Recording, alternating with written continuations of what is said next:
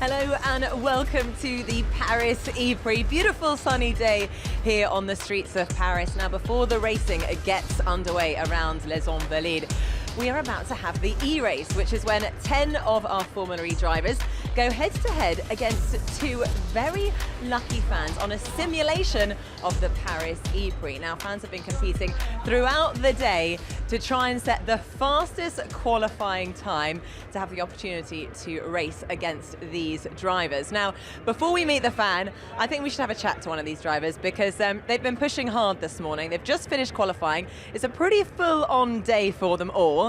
But Jean-Eric Verne, who, well, let's have a chat to him, see what he thinks. How did your qualifying go, Jean-Eric? Just, what was it, 6,000th of a second off Sebastian Buemi? How does that make you feel to be in P2? It's always great to start on the front row. Obviously, 6,000 is quite little, to be. Have you ever come so close to another driver in qualifying before? I don't recall that, or at least I don't recall it was for pole position. So, yeah, of course, it's a little bit frustrating, but the race is long. Starting P2, only one place to jump, and I feel very confident. I have a good car. It's just a shame for the 3 points that I lost, but I will make it up in the race. And have you had the opportunity to actually have a walk around? Because this is such a flagship event, and looking around, there are so many fans here, there's so much going on. We're in the Allianz eVillage, and it's just such an awesome location. Yeah, I think it's fantastic. I mean, Paris have done a fantastic job with Formula E to pull out such an amazing event, and it warms up my heart to see so many Parisians coming to see the race. And hopefully it's going to give me this little extra to go and get my first win in Formula E. It would be great. Absolutely, it would be fantastic for all of us to see. Jean-Eric Verne, good luck. Let's just I'll show you the fans are just sitting here. Now, the two fans that will be competing is Hugo Kiniat and Jeremy Boulacou. So we'll see how they get on. Jack, over to you for the race. Thank you very much, Nikki. We are ready now for the race. The eRace, and the lights are about to come on. Here we go. Keep an eye on the lights. It's Hugo on pole position, Jeremy alongside him on the front row. Nico Prost is third. Wait for the lights to come. Jean-Eric Verne fourth. We've also got Piquet, Carroll, Rosenquist, Lopez, De Grassi. Here come the lights. All 5 lights are on. And some jump starts in there. Definite jump start from Jean-Eric Verne. And now he goes side by side with Jeremy. And look at the Dragon car coming up the inside, the Jaguar as well. And that is Adam Carroll, who tries to slot through into second position. Oh no! Hugo's gone in too deep at the first corner. That has not worked out well. So that means Adam Carroll is leading the way for Jaguar. But he's in the wall, and there's a spin further back. Someone's up in the air. I think that is Nico Prost. Jean-Eric Verne battling further back, but it is Jeremy Boulacou who is now leading the way. Jose Maria Lopez is in second position. Oh, Jeb's reversing. Oh, and that's a big accident with Adam Carroll. Big accident with Adam Carroll. Meanwhile, Tom Dillman has now recovered. So Boulacou still leads, Lopez second. Hugo's back up into third place, which is impressive. And the Faraday Future car there of Mike Conway doing a good job in fourth spot under big pressure from Antonio Felix da Costa. Jean-Eric Verne's up into seventh, past Tom Dillman, but as they complete lap 1, it's Jeremy leading the way, then Lopez. There is Jeremy on the little inset.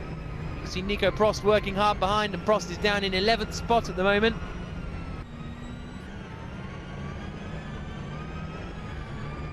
There you see the DS Virgin car of Jose Maria Lopez in second position, sandwiched between these two fans. So Lopez doing a very good job in qualifying, and now a very good job in the race as well. So Hugo running in third place at the moment. Hugo Kiniat, oh, he's in the wall! Just about manages to carry on. Oh, he nips it on the inside, the back end steps out, sliding that car around. Jeremy Boulacou now is onto his third lap, 2 laps down out of this 6-lap race.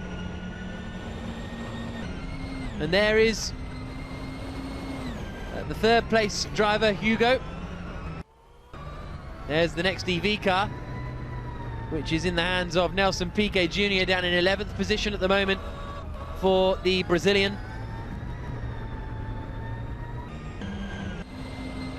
Now here's Jean-Eric Verne on the attack, trying to pass Nico Prost down into turn 1, looks to the inside, and Verne goes through. Really good move from Jean-Eric Verne. And he's now up into 8th place. Hits the wall on the exit a little bit. Talking to himself by the looks of things. Wonder if he does that during the real races.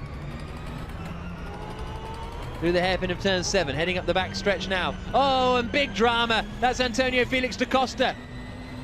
He was in 4th place. De Grassi, meanwhile, has got up into 3rd position. Half race distance now, 3 laps completed. Da Costa crashes again. Look at him wrestling with the wheel. I think he won the eRace in Mexico City. But he's not doing very well here. And oh, a spin! And is that Bouteloup? I think that was our race leader, Jeremy Bouteloup, who was sent spinning. So I think that means Lopez and De Grassi are now into the lead of this eRace. Yes, Lopez leads, De Grassi second. Oh, that's a big one. Backwards into La Barria. So Jose Maria Lopez leads the Qatar Airways Paris eRace. Out he comes now, across the line. Okay, so Bouteloup's in 2nd place then. So Bouteloup he's lost the lead to okay, so Bouteloup's in 2nd place then. So Bouteloup he's lost the lead to Lopez, but he hasn't dropped any further down. Lopez is in the wall, and that's the 8. Neatly done. And what an exceptional race that was. And Jose Maria Lopez, Nikki, is the winner. Right, let's see if we can have a chat with Jose Maria Lopez. Surrounded by lots of drivers.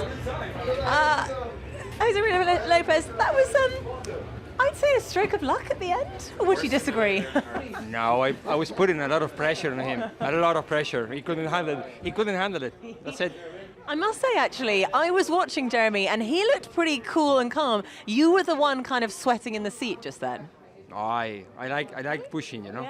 Yeah? I arrived late, so I didn't have too many laps. You know, always the excuse. Well, nice one. Well done for the win.